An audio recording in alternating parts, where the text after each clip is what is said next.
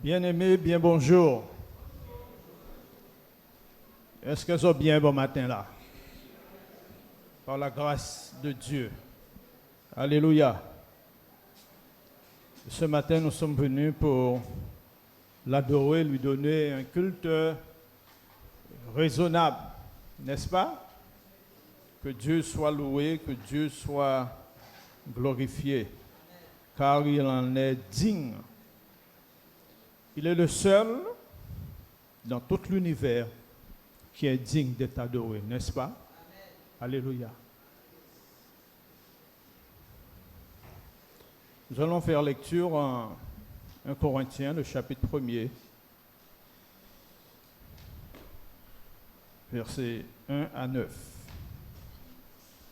Il nous est dit ce qui suit. Paul, appelé à être apôtre de Jésus-Christ par la volonté de Dieu, et le frère Sosthène, à l'église de Dieu qui est à Corinthe, à ceux qui ont été sanctifiés en Jésus-Christ, appelés à être saints, et à tous ceux qui invoquent en quelque lieu que ce soit le nom de notre Seigneur Jésus-Christ, leur Seigneur et le nôtre. Verset 3. Que la grâce et la paix vous soient données de la part de Dieu, notre Père, et du Seigneur Jésus-Christ.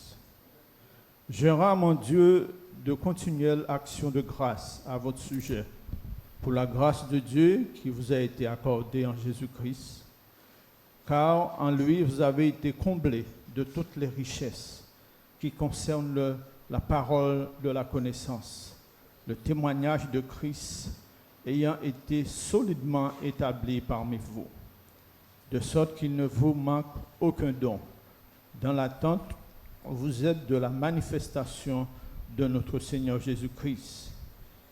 Il vous affermira aussi jusqu'à la fin pour que vous soyez irréprochables au jour de notre Seigneur Jésus-Christ. Dieu est fidèle, lui qui vous a appelé à la communion de son Fils Jésus-Christ, notre Seigneur. Alléluia. Quelle parole! Béni soit l'Éternel. Nous allons nous mettre debout et nous avons demandé la grâce de Dieu sur nous.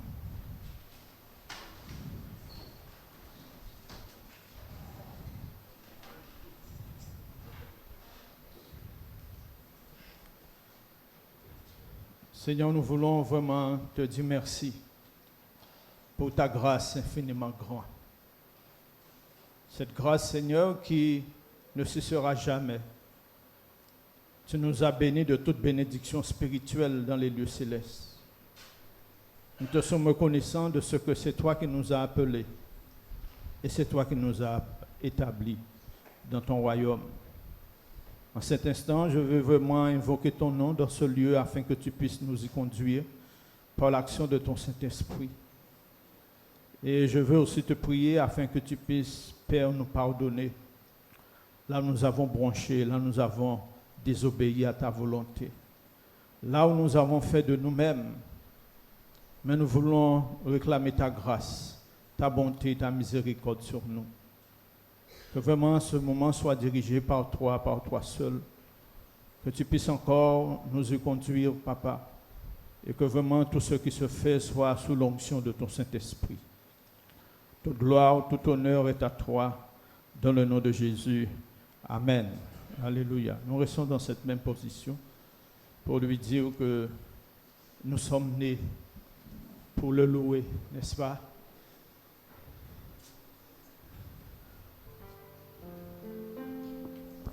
Je suis né pour te louer, pour te donner gloire.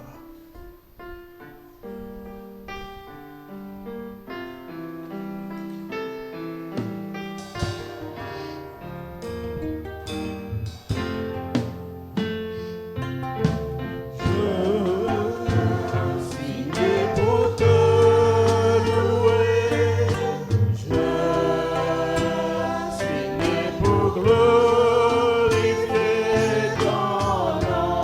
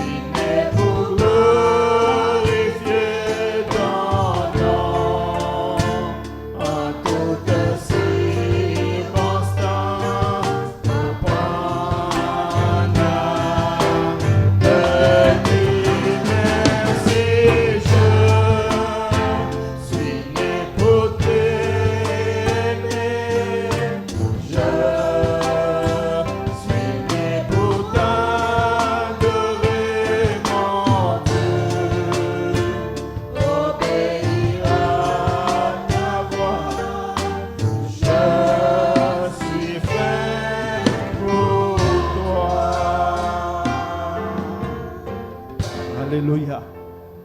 Je suis fait pour toi. C'est lui qui nous a appelés bien-aimés. Nous ne pouvons que lui dire merci. Et lui dire que nous avons confiance. Quand Jésus est à la barque, nous sommes confiants, n'est-ce pas? Alors si tu n'as pas reçu Jésus, permets qu'il puisse devenir le commandant, le général de ta vie, afin qu'il puisse te conduire en toute sécurité. J'ai confiance en mon Dieu. J'ai confiance en mon Seigneur, le long du chemin. J'ai confiance en mon Seigneur, qui tient ma main. À travers l'orage abondant, mon cœur est en paix. J'ai confiance en mon Seigneur et je suis gardé. C'est la vie fidèle, le plus grand ami, en toute assurance. Je m'appuie sur lui. À travers l'orage abondant, mon cœur est en paix. J'ai confiance en mon Seigneur et je suis gardé. J'ai confiance en mon Seigneur, le long du chemin. J'ai confiance en mon Seigneur, il tient ma main. À travers l'orage abondant, mon cœur est en paix. J'ai confiance en mon Seigneur et je suis gardé. C'est la vie fidèle, le plus grand ami, en toute assurance. Je m'appuie sur lui. À travers l'orage abondant, mon cœur est en paix. J'ai confiance en mon Seigneur et je suis gardé. C'est la vie fidèle. C'est la vie fidèle, le plus grand ami, en toute assurance. Je m'appuie sur lui. À travers l'orage abondant, mon cœur est en paix. J'ai confiance en mon Seigneur et je suis gardé. Alléluia. Bien-aimé, c'est une parole de vérité. Jésus a dit, nul ne les ravira de ma main. Mais il nous invite aussi à garder ses commandements.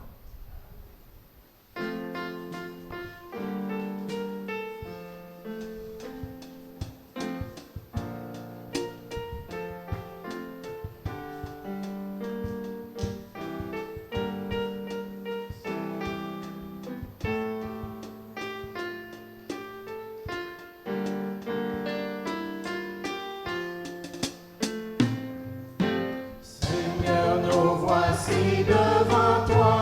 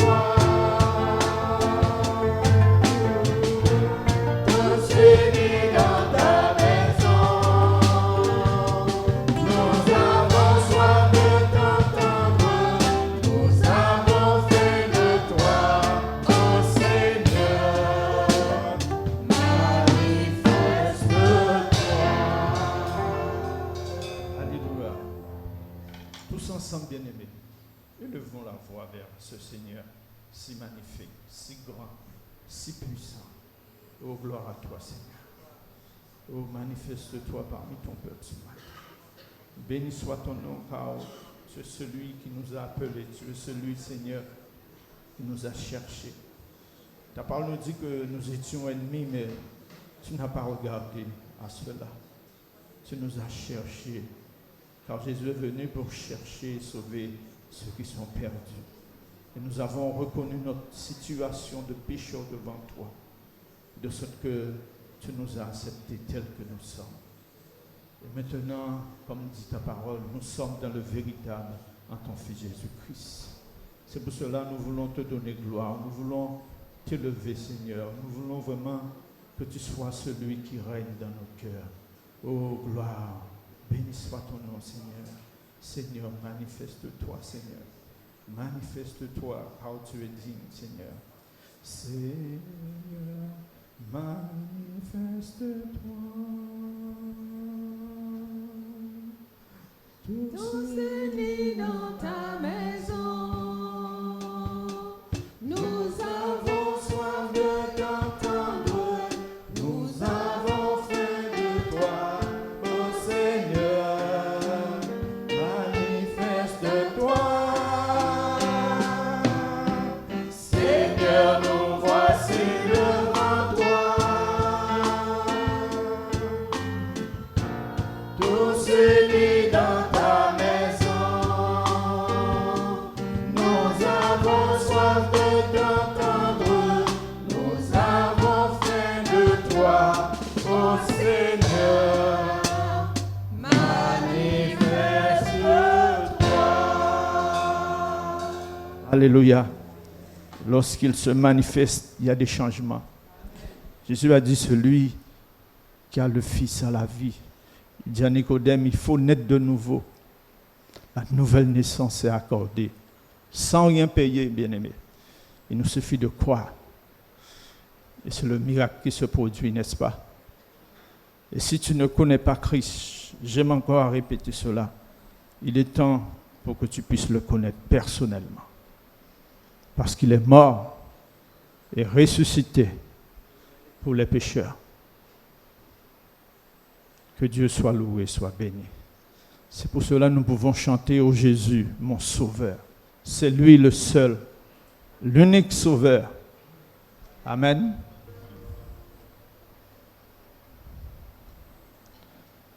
Il est mon sauveur.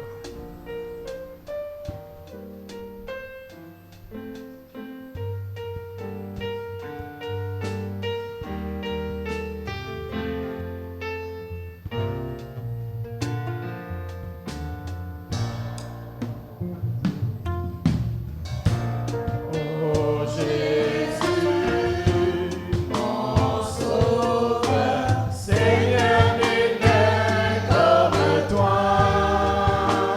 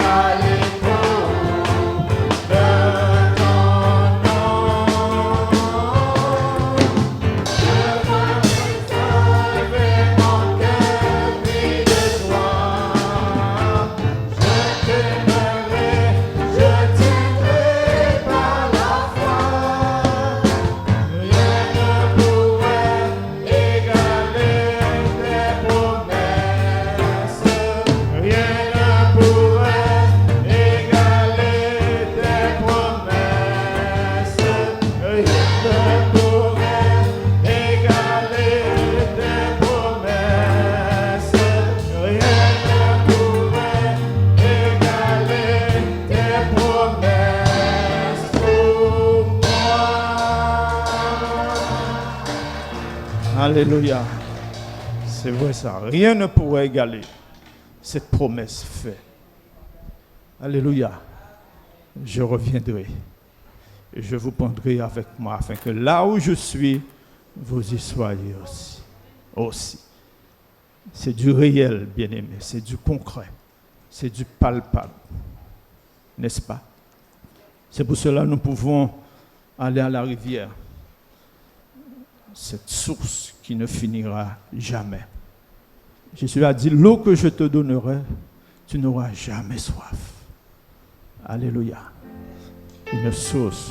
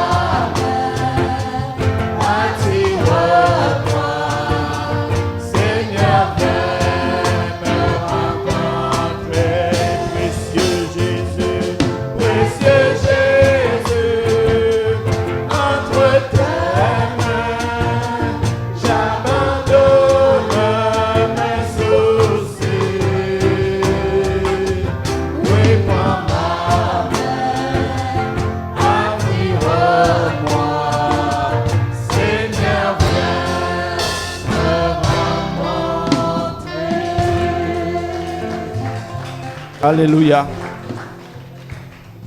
Vous pouvez vous asseoir, bien-aimés. Seigneur, viens me rencontrer. J'aime bien le verset de Apocalypse 3, 20. Je suis à la porte et je frappe. Si quelqu'un entend, ouvre, j'entrerai. Je souperai avec lui, lui et moi. Et là, c'est la sécurité. Je souperai. Que Dieu soit loué, que Dieu soit béni. Donc, sans plus tarder, notre bien-aimé nous a préparé une nourriture qu'il aura ce privilège de le dispenser. Il a tout son temps.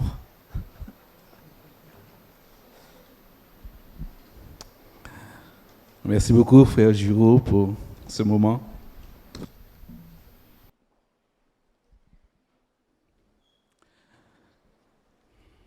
Je pense que certains envieraient le temps que j'ai pour partager le message. Le Seigneur est bon, n'est-ce pas? Merci, frère Giraud, parce que ça me laissera le temps. J'espère que tu seras aussi béni que moi. Comment allez-vous ce matin? Je vous vois très bien. Merci Seigneur. Donc ce matin, je voudrais vous entretenir sur un sujet important, très important et crucial pour la vie du chrétien.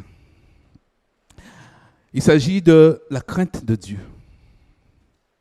La crainte du Seigneur.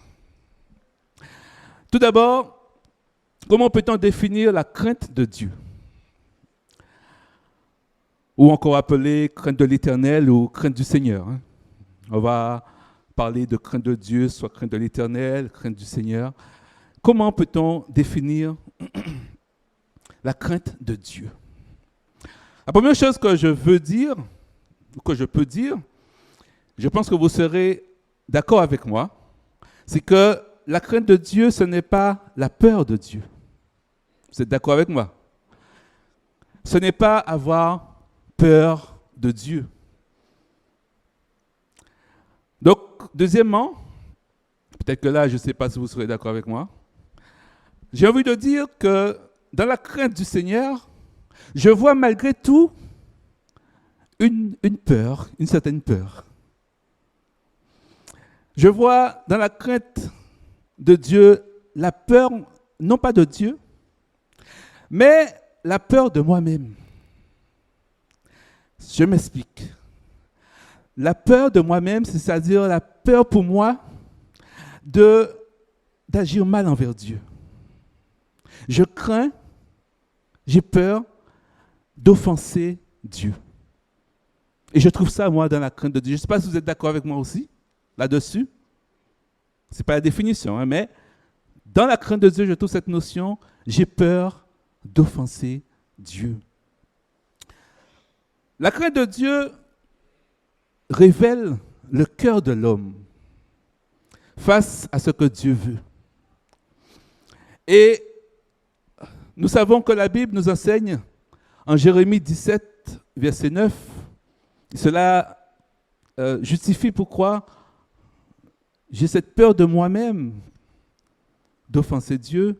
Il nous est dit que le cœur est tortueux par-dessus tout et il est méchant.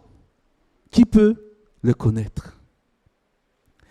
Cela veut dire que dans son élan naturel, l'homme agit toujours selon la méchanceté, parce que son cœur est méchant, son cœur est tortueux, bien loin de ce que Dieu veut pour lui. Et cela ne peut pas en être autrement car l'homme est pécheur. Depuis que l'homme a désobéi à Dieu dans le jardin d'Éden, Dieu s'est séparé de l'homme. Dieu s'est éloigné de l'homme. Et à cause de cela, l'homme, sans l'Esprit de Dieu, vit de manière désordonnée par rapport à ce que Dieu souhaiterait. Et comme nous le savons, le péché, c'est la transgression de la loi. C'est manquer la cible que Dieu a définie. C'est passer à côté de l'objectif que Dieu a fixé. Ainsi, nous sommes dans l'incapacité totale d'y arriver par nous-mêmes. Nous ne pouvons y arriver que si nous passons par une transformation spirituelle. Et Dieu, dans son grand amour, a pourvu pour que cette transformation spirituelle soit réalisée. Et nous l'avons vu ce matin sous l'enseignement du culte. Nous venons ici pour louer Dieu parce qu'il nous a fait passer des ténèbres à son admirable lumière. Et là, nous sommes reconnectés avec Dieu. Notre esprit est reconnecté avec l'Esprit de Dieu. Et nous pouvons, grâce à cela, grâce à Jésus-Christ, qui est mort pour nous sur la croix, qui a quitté son trône de grâce pour pouvoir prendre sur lui nos péchés, il a fait le pardon des péchés. C'est pour cela aujourd'hui, nous sommes ici réconciliés avec Dieu. Amen. C'est une bonne chose et c'est pour cela que nous célébrons. La crainte de Dieu peut donc être définie pour la suite de la prédication comme étant une direction, celle de Dieu, un objectif à atteindre, celui de Dieu. La crainte comme direction de Dieu à suivre et objectif de Dieu à atteindre se comprend bien quand on prend comme référence dans la Bible Actes des Apôtres, chapitre 9, verset 31, il est question de l'Église primitive, l'Église de Jésus. Il nous est dit, l'Église était en paix dans toute la Judée, la Galilée et la Samarie s'édifiant et marchant dans la crainte du Seigneur, et elle s'accroissait par l'assistance du Saint-Esprit. L'Église était en paix, marchant dans quoi? Dans la crainte du Seigneur.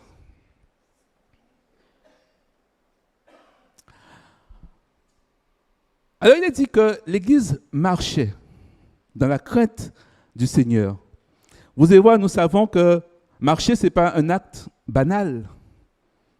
Sinon, on pourra nous prendre pour un fou. Marcher est composé de deux éléments très importants. C'est d'abord, marcher, il y a une direction. Et deuxièmement, il y a un but à atteindre, un objectif à atteindre. Quand tu marches, tu n'as pas de direction, tu peux avoir le but, mais comme tu n'as pas de direction, tu ne pourras peut-être pas atteindre le but. Mais aussi, tu peux avoir la direction, mais si tu n'as pas le but, tu vas où? Donc, ces deux éléments sont très importants dans la marche de l'Église pour définir aujourd'hui la crainte de Dieu. Une direction et un objectif. Sinon, s'il n'y a pas ces deux éléments, on appelle ça la déambulation. Maintenant que nous avons défini la crainte de Dieu, nous allons voir pourquoi nous devons marcher dans la crainte de Dieu. Combien il est important de marcher dans la crainte de Dieu. La question est alors, où doit nous amener la crainte du Seigneur? Le verset que nous venons de lire répond d'emblée à la question. On n'a pas besoin d'aller plus loin. Mais je vous assure que quand vous parcourez la Bible, vous allez voir la même réponse. La crainte du Seigneur doit nous amener, et nous avons lu, l'Église était en paix. La crainte du Seigneur doit nous amener dans la paix. L'endroit, l'objectif à atteindre, c'est la paix. La direction dans laquelle nous nous engageons avec le Seigneur. L'objectif que nous nous fixons d'atteindre avec le Seigneur nous amène vers une seule chose, la paix. C'est quoi la paix, me direz-vous? C'est quoi cette paix? Dans la paix, il n'est pas question d'une signature, d'un protocole d'accord, qui peut laisser les gens frustrés, qui peut laisser un sentiment d'injustice. Non, ce n'est pas de cette paix-là qu'il est question. Il est question de la paix de Dieu. La paix de Dieu, c'est un équilibre parfait, c'est-à-dire un équilibre divin. On peut la trouver nulle part autre qu'en Dieu. Cet équilibre divin produit la joie, produit le bonheur, produit la sécurité, pour que le chrétien soit épanoui. Et quand le chrétien est épanoui, le chrétien s'édifie. Et le chrétien grandit spirituellement avec l'aide du Saint-Esprit, comme pour l'Église primitive. Aujourd'hui, nous entendons beaucoup parler de l'estime de soi, du développement personnel avec toutes sortes d'annonces de coaching qui circulent sur les réseaux sociaux à des coûts parfois exorbitants. Et pour quel résultat? Je ne sais pas. Que prône cette notion de développement personnel tant à la mode aujourd'hui? Le développement personnel est basé sur 3 piliers, qui est la confiance en soi ou l'estime de soi. Deuxièmement, il est basé sur le bien-être. Et troisième pilier, c'est trouver sa voie pour pouvoir s'épanouir encore plus. Voilà les 3 piliers du développement durable qu'on nous offre, du développement personnel qu'on nous offre. On peut en parler aussi du développement durable. Hein? Il y a des choses aussi là-dessus. Hein? Il y a des choses aussi là-dessus. Mais, pour ne pas trop m'étaler là-dessus, je veux quand même que vous compreniez une chose. Que tout cela qu'offre le monde dans sa notion de développement personnel, on trouve ça gratuitement en Jésus-Christ. Gratuitement en Jésus-Christ. Sans payer un sou, sans dépenser un sou. Et en plus, comme Dieu est notre créateur, avec Jésus-Christ, on atteint exactement le but que le Créateur veut pour nous. Et on ne va pas errer à droite et à gauche. On parle de confiance en soi, mais la Bible nous dit une chose, frères et sœurs. Malheur à l'homme qui se confie en l'homme. Malheur à l'homme qui se confie en l'homme. Comme j'ai dit, je ne vais pas m'étaler là-dessus. Lisons Philippiens 4, versets 6 à 7. Philippiens 4, versets 6 à 7. Il est dit, ne vous mettez en souci de rien. Je lis la version Summer. Mais en toute chose, exposez vos demandes à Dieu en lui adressant vos prières et vos supplications, tout en exprimant votre reconnaissance. On parle là du culte encore. Alors, la paix de Dieu, qui surpasse tout ce qu'on peut concevoir, la paix de Dieu qui surpasse tout ce qu'on peut concevoir, gardera notre cœur et notre pensée sous la protection de Jésus-Christ. La paix de Dieu surpasse tout ce que peut concevoir l'homme. Toutes les notions et les concepts que l'homme peut mettre en place sur le développement durable, sur le développement personnel, La paix de Dieu est bien plus grande que tout cela, nous dit la Bible. Et c'est la crainte de Dieu seule qui nous mène à la paix de Dieu. On a un verset qu'on connaît très bien, Jérémie, verset 29, chapitre 29, verset 11.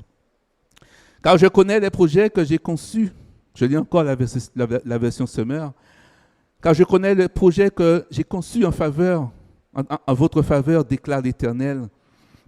Ce sont des projets de paix et non de malheur, afin de vous assurer un avenir plein d'espérance. Ce verset que nous connaissons certainement tous par cœur et que nous avons l'habitude de citer.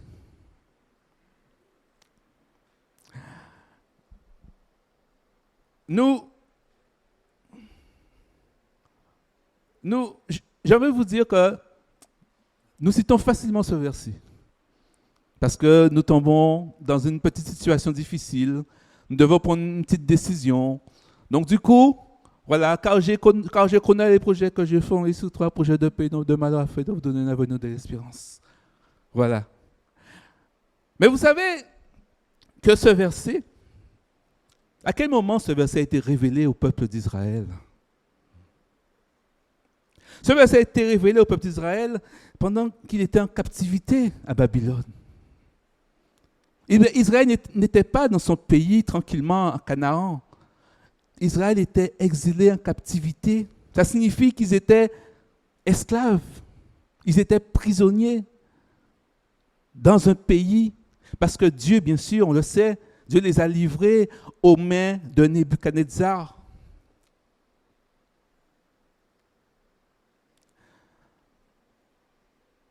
Dans cette situation où ils étaient esclaves, Dieu leur dit, je connais les projets que j'ai fondés sur toi, projets de paix et non de malheur.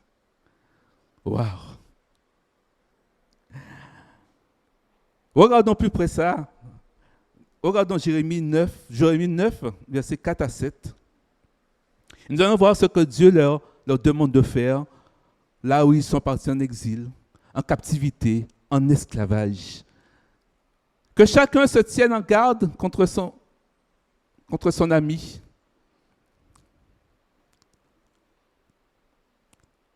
Est-ce que c'est ça ce verset? Et qu'on ne se fie à aucun de ses frères. Car tout frère cherche à tromper et tout ami répand la calomnie. Alors je crois que c'est 29, pardon. Jérémie 29. J'ai oublié le 2, excusez-moi. Alors, Jérémie 29, 4 à 7. Je crois qu'on sera sous le bon là.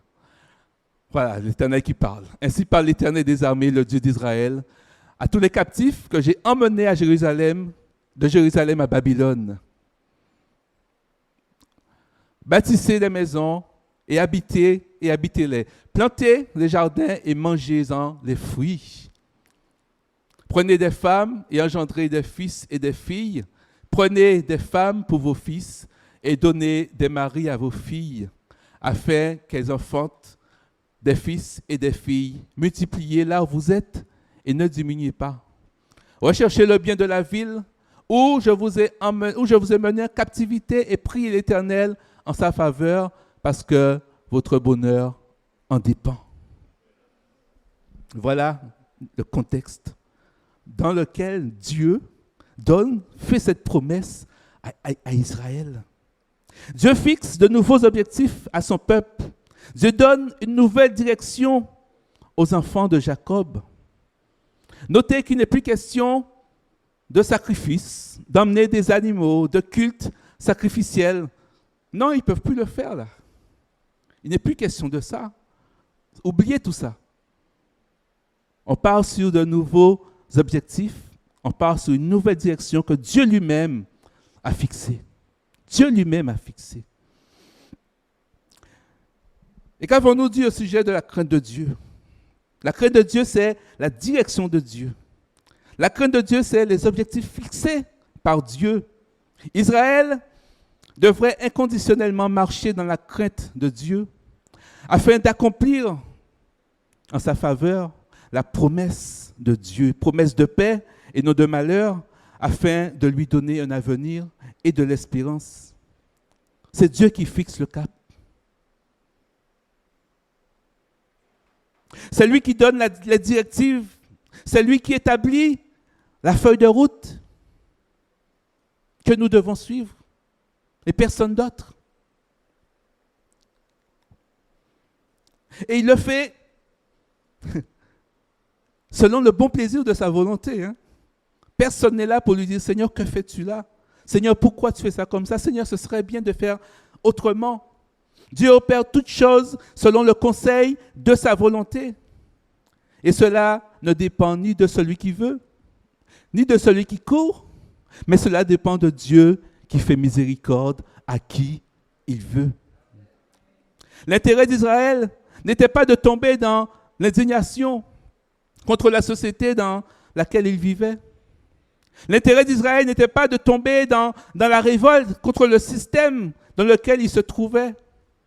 L'intérêt d'Israël n'était pas de tomber dans la colère à cause de sa condition d'exilé et d'esclave. Parce qu'alors, non seulement il ne marcherait pas dans la crainte de l'Éternel, mais il n'entrerait pas dans le projet de paix que l'Éternel avait fixé pour lui. Il en est de même pour nous. La colère qui nous envahit, certaines fois, n'accomplit pas la volonté de Dieu. Bien au contraire, elle est l'ennemi de la crainte de Dieu. Aujourd'hui, la société nous motive à être en colère.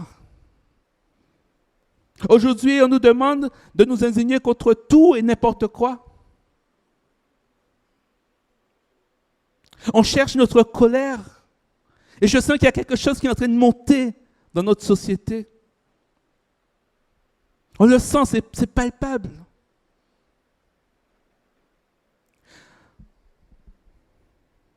On nous parle, par exemple, de pouvoir d'achat. On nous parle de pouvoir d'achat, mais plus on y regarde, plus on voit des prix qui augmentent de partout.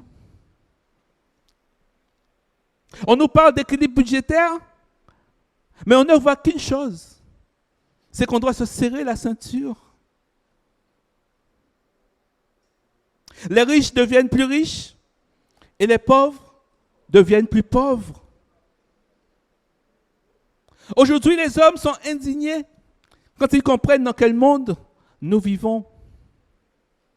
C'est un monde basé sur la cupidité, sur l'amour de l'argent, le profit, la profitation. Chacun y va de ses propres intérêts et non de ceux des autres.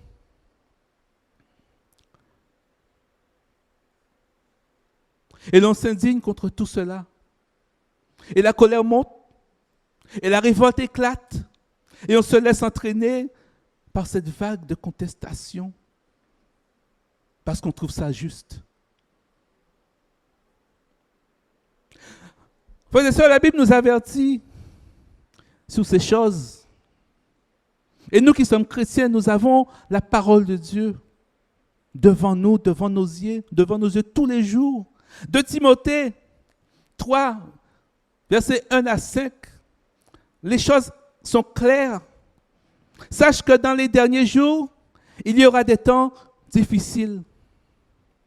Car les hommes seront égoïstes, amis de l'argent, fanfarons, hautains, blasphémateurs, rebelles à leurs parents, ingrats, irréligieux, insensés, déloyaux, calomniateurs, intempérants, cruels, ennemis de gens de bien, traîtres, emportés, enflés d'orgueil, aimant le plaisir plus que Dieu, ayant l'apparence de la piété, mais reniant ce qui en fait la force.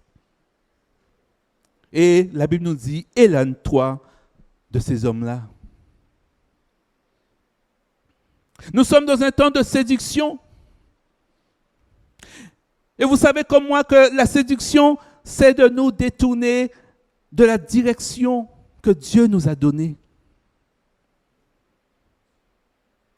1 Jean 5, verset 19, nous dit que nous savons que nous sommes de Dieu. Nous savons que nous sommes de Dieu.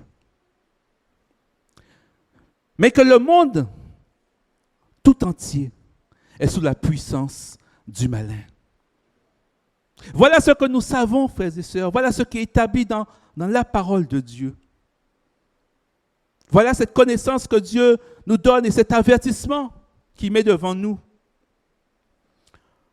Le Seigneur nous a donné de l'intelligence et du discernement pour comprendre les choses. Grâce à cela, nous comprenons le monde dans lequel nous vivons et nous comprenons ce qui s'y passe. Parce que Dieu nous a donné la sagesse et le discernement. Mais Dieu, dans sa grâce, il a donné ses dons à tous les hommes. À part certains fous, bien sûr. Mais la sagesse et l'intelligence, l'intelligence et le discernement, Dieu l'a donné à tous les hommes. C'est un don. Et chacun l'utilise pour pouvoir comprendre dans quel monde il vit. Mais où doit être la différence entre celui qui craint Dieu et celui qui ne craint pas Dieu? Où doit-on se démarquer?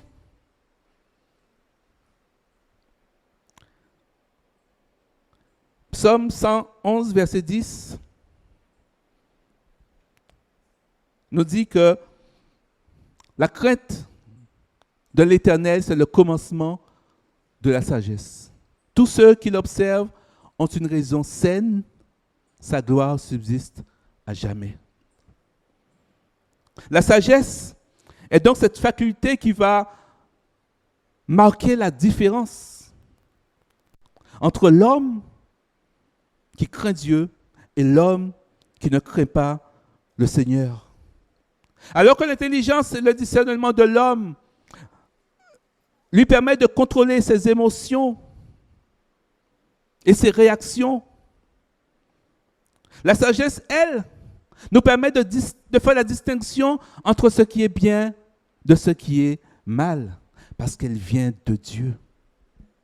Et ce n'est pas à dire que nous allons juger par nous-mêmes ce qui est bien, ce qui est mal. Non, non, non.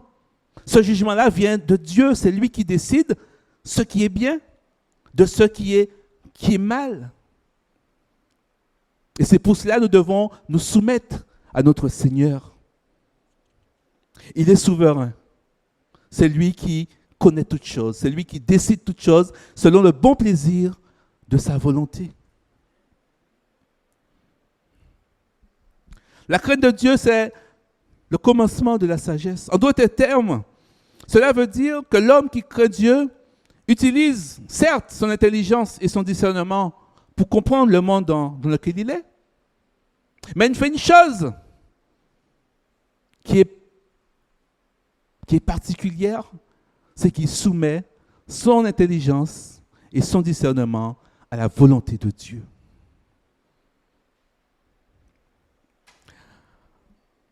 Alors, ce qui va changer concrètement, c'est la réaction. Comment doit-on réagir maintenant? Maintenant qu'on sait dans quel monde on est. Cette réaction va faire toute la différence entre l'homme naturel et le chrétien qui craint Dieu. Et nous allons pouvoir agir, nous allons pouvoir réagir, nous allons pouvoir nous répondre, non par ce que nos émotions nous disent, mais tout simplement par ce que nous dit la parole de Dieu. La crainte de Dieu implique donc que l'on soumette notre volonté afin d'agir dans le bien. Je voudrais prendre l'exemple avec vous de Jésus, parce que Jésus aussi, merci. Parce que Jésus aussi a marché dans la crainte de Dieu. Et nous pouvons le voir en Ésaïe 11, versets 2 à 3.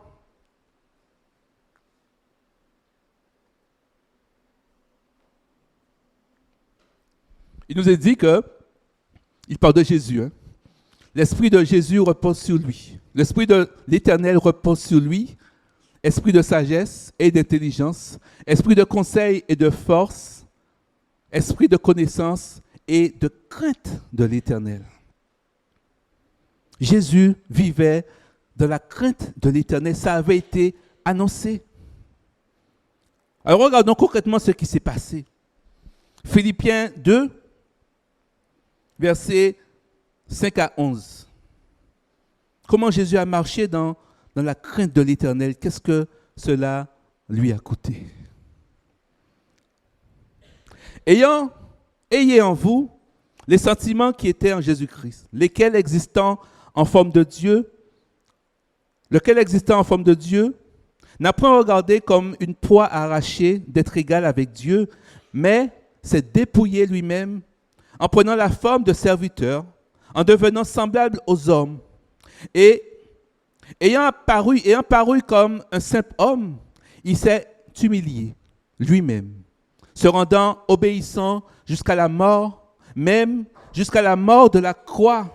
C'est pourquoi aussi Dieu l'a souverainement élevé et lui a donné le nom qui est au-dessus de tout nom, afin qu'au nom de Jésus, tout genou fléchisse, dans les cieux et sur la terre, et sous la terre, et que toute langue confesse que Jésus est Seigneur à la gloire de Dieu le Père. Jésus-Christ vivait dans la crainte de son Père, dans la crainte de Dieu. Dieu lui avait fixé un objectif, et cela lui a coûté. Et cela lui a coûté même très cher. À cause de la crainte de Dieu, Jésus s'est dépouillé. À cause de la direction que Dieu lui a donnée, le Christ s'est humilié.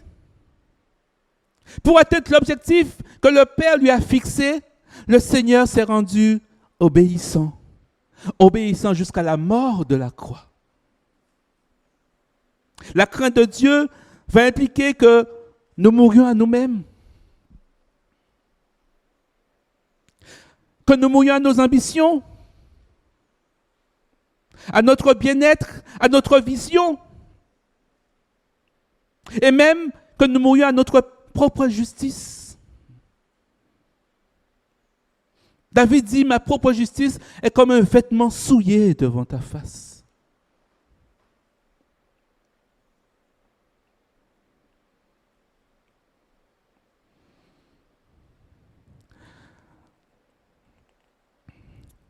Le plan de Dieu,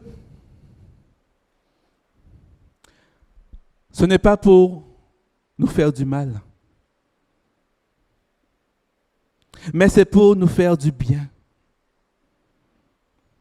Israël, Dieu voulait lui faire du bien en le faisant entrer dans un projet de paix et non de malheur. Jésus-Christ est rentré dans le plan de Dieu afin d'être souverainement élevé. L'objectif de Dieu, c'est de nous faire du bien et non pas du mal. Même si je l'avoue que ça fait un peu mal. Ça fait un peu mal, c'est vrai.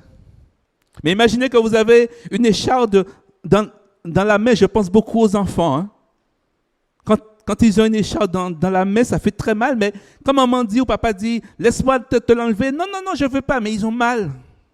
Pourquoi? Parce qu'ils savent qu'ils vont passer par une petite douleur quand on va enlever l'écharpe.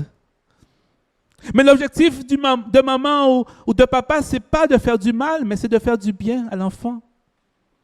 Parce qu'il va s'en sortir très bien après. Il pourra jouer, il pourra fermer les mains. C'est vrai que ça fait un peu mal. Je vous l'avoue, Israël a eu mal quand Dieu les a livrés entre les mains de leurs ennemis. Jésus a eu mal quand il est monté à la croix du calvaire pour moi. Mais l'objectif de Dieu, ce n'était pas qu'il ait mal ou qu'il reste dans le mal, de lui faire du mal. Non, l'objectif de Dieu, c'est de bénir et de faire du bien. Voilà l'objectif de Dieu pour chacun de nous.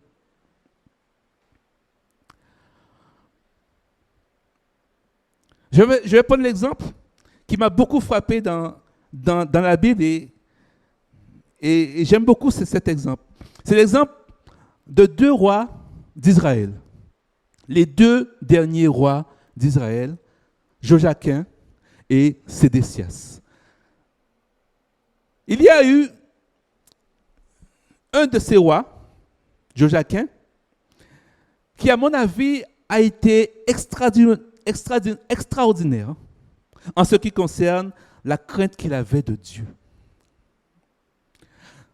A contrario, l'autre roi, Sédécias, n'avait pas la crainte de Dieu, mais il avait la crainte de l'homme. Il avait peur de l'homme et non pas de Dieu. Il avait la crainte de l'homme et non pas de Dieu. Alors regardons ce que dit la Bible au sujet de ces 2 rois. Nous allons faire un peu de lecture et on a le temps. Et en 2 rois, verset 24, 8 à 12. Écoutez bien pour voir la différence, ce qui s'est passé, pour comprendre l'importance de la crainte de l'Éternel aujourd'hui pour nous, dans nos vies. Joachim,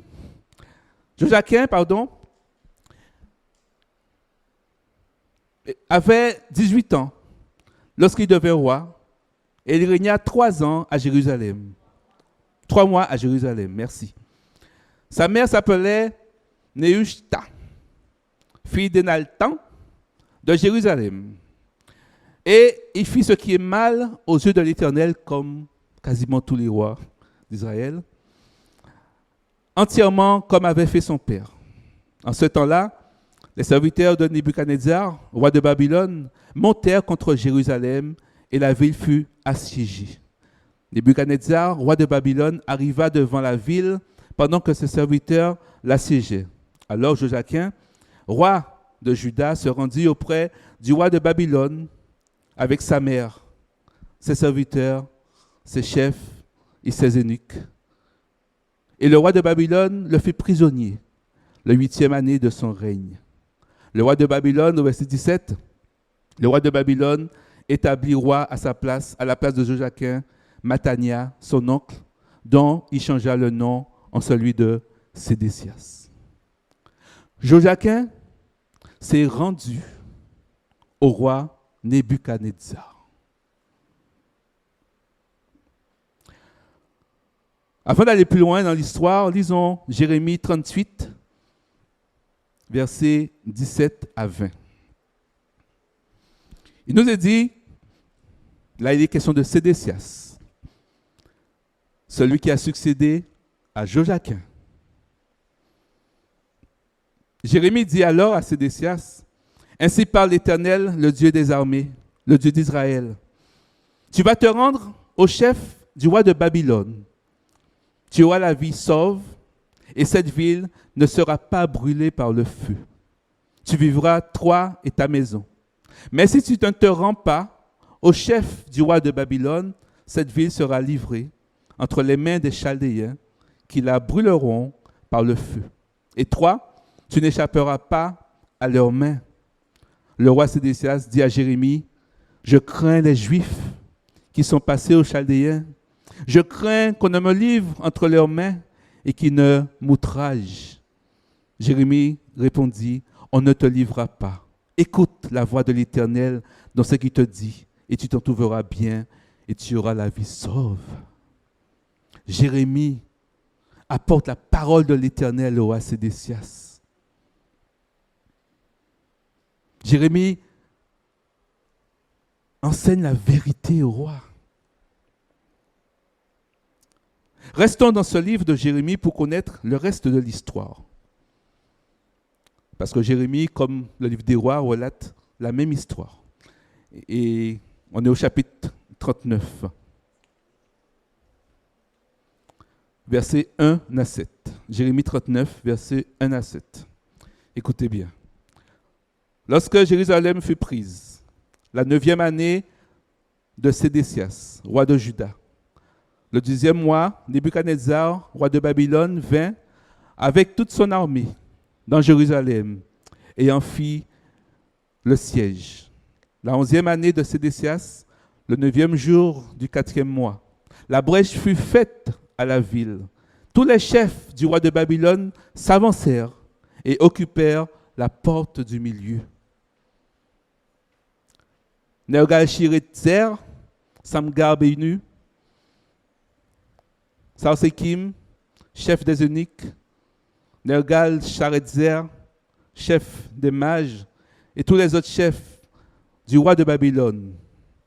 Dès que Sédécias, roi de Juda, et tous les gens de guerre les eurent vus, qu'est-ce qu'ils font? Ils s'enfuirent et sortirent de la ville pendant la nuit par le chemin du jardin du roi, par la porte entre les deux murs, et ils prirent le chemin de la plaine. Mais l'armée des Chaldéens les poursuivit et atteignit Sédécias dans les plaines de Jéricho. Ils le prirent et le firent tomber, monter vers Nebuchadnezzar, roi de Babylone, à Ribla, dans le pays de Hama. Et il prononça contre lui une sentence. Le roi de Babylone fit égorger à Ribla les fils de Sédécias en sa présence. Et le roi de Babylone fit aussi égorger tous les grands de Juda. Puis, il fit crever les yeux de Sédécias et le fit lier avec les chaînes d'airain pour l'emmener à Babylone. Mais l'histoire ne s'arrête pas là. Sinon, vous me diriez que Joachim, qui avait la crainte de l'Éternel, et Sédécias, qui n'avait pas la crainte de l'Éternel, à quelques détails près, ont eu la même fin. Nous allons regarder la suite de l'histoire. Et nous allons revenir dans 2 Rois, chapitre 25, versets 27 à 30. 2 Rois 25, versets 27 à 30. Il nous est dit, la 37e année de la captivité de Joachim, roi de Juda,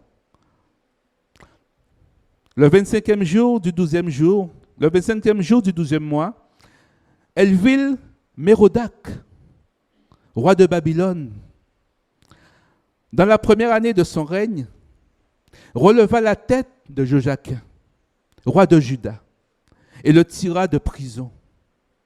Il lui parla avec bonté. Et il mit son trône au-dessus du trône des rois qui étaient avec lui à Babylone. Il lui fit changer ses vêtements de prison. Et Joachim mangea toujours à la table tout le jour de sa vie.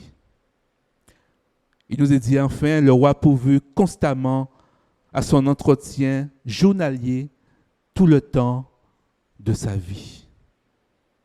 Quelle paix pour ce roi! Quelle paix pour ce roi qui est rentré avec la crainte de Dieu, dans la paix de Dieu. Parce qu'il a obéi. Il a suivi la direction que Dieu a donnée. Il a suivi les objectifs que Dieu avait fixés. Et il a eu pour conséquence cette bénédiction dans sa vie. Voilà ce qui est réservé à ceux qui marchent dans la crainte du Seigneur. Et cela ne peut pas être autrement, parce que c'est l'affaire de Dieu. Cela ne dépend ni de celui qui veut, ni de celui qui court, mais cela dépend de Dieu qui fait miséricorde à qui il veut. Ce matin, la miséricorde de Dieu est pour toi. La miséricorde de Dieu est pour toi qui marches dans la crainte du Seigneur. Pour toi qui as décidé de suivre la direction de Dieu. La promesse est pour toi. Pour toi qui t'évertues à atteindre les objectifs que Dieu a fixés. Les temps de rafraîchissement sont à ta porte. Dieu va intervenir avec puissance dans ta vie pour apporter un changement radical. Ce n'est pas moi qui le dis, c'est Dieu qui le dit. Et il ne peut en être autrement. Si la promesse tarde, attends-la. Elle s'accomplira, et elle s'accomplira certainement. Et retiens une chose. Romains 8, verset 28. Retiens cela. Toute chose concourt au bien de ceux qui aiment Dieu, de ceux qui sont appelés selon son dessein. D'autres versions disent qui sont appelés selon son plan. Ça veut dire selon sa direction et selon ses objectifs fixés pour toi, pour ceux qui marchent dans la crainte de l'Éternel. Mais si ce matin, tu sens qu'au fond de ton cœur, tu ne marches pas dans la crainte de Dieu. Si tu sens qu'il y a une opposition avec ce que tu vis et la direction que Dieu t'a donnée, entre ce que tu veux et les objectifs que Dieu t'a fixés. C'est que ton cœur te condamne. Mais sache que Dieu est plus grand que ton cœur. Et il connaît toutes choses, car rien n'est caché devant sa face. Rien n'est caché devant sa face. Ce matin, je veux te dire que la crainte du Seigneur mène à la vie. Et avec elle est attachée la source des bénédictions.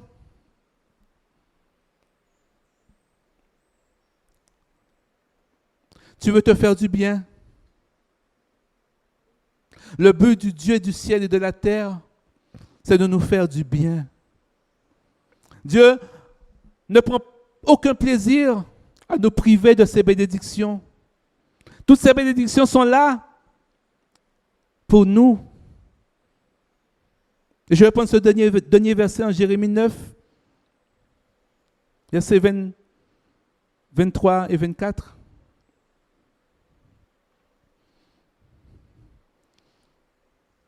Celui qui veut se glorifier, qui se glorifie de ceci, d'avoir l'intelligence de me connaître, moi qui suis l'Éternel, qui agit avec bienveillance, qui exerce le droit et la justice sur la terre, car ce sont là ces choses qui me font plaisir, déclare l'Éternel. L'Éternel veut se faire plaisir en te bénissant, en te faisant du bien.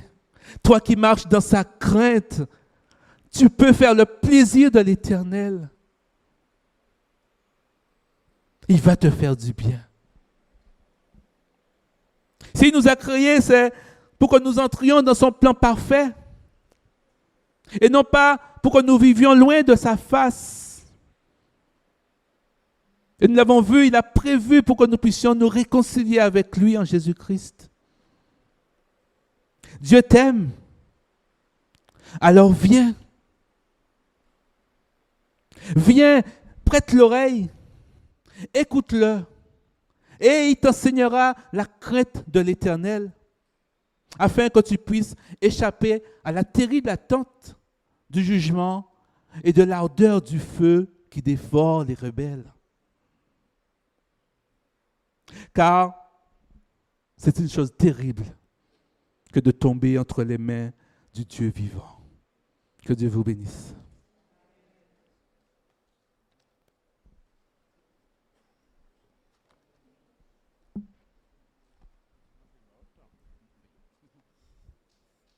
Ok. Donc nous bénissons le Seigneur pour cette nourriture qu'il nous a donnée. Notre réunion prend fin ici. Rentrez tranquillement sous le regard du Seigneur et que Dieu encore puisse nous aider à avoir sa crainte chaque jour. Donc que Dieu puisse vous bénir et que la grâce de Dieu puisse être avec vous. Donc à la semaine prochaine et surtout à mercredi. Rentrez en paix sous le regard du Seigneur. Merci.